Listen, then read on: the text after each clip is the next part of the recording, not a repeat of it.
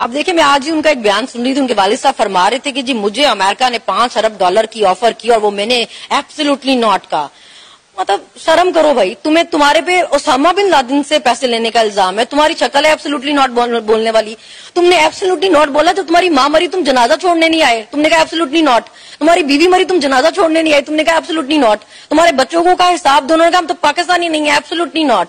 تمہاری حیثیت ہے ایبسلیوٹلی ناٹ بولنے والی، تم اسامہ بن لادن سے لے کے پیسے کھانے والے.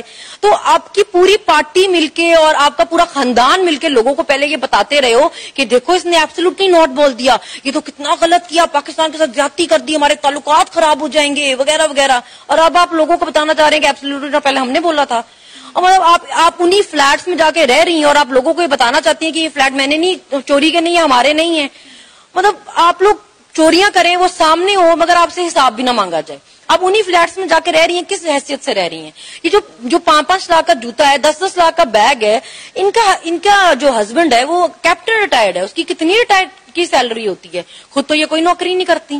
تو یہ تو مطلب یہ ہے کہ آپ کا باپ چوریاں کرے، وزیر اعظم تھا کیونکہ وہ آپ کے نام پہ سارا پیسہ رکھوا دے، اس پہ آپ عیاشی کریں، اس پہ آپ 10 لاکھ کا بیگ پکڑ لیں، 10 لاکھ کی جوتی پہن لیں، لیکن جب آپ سے حساب مانگا جائے آپ کے، مجھے کیا پتا میرے پاس کہاں سے آئے.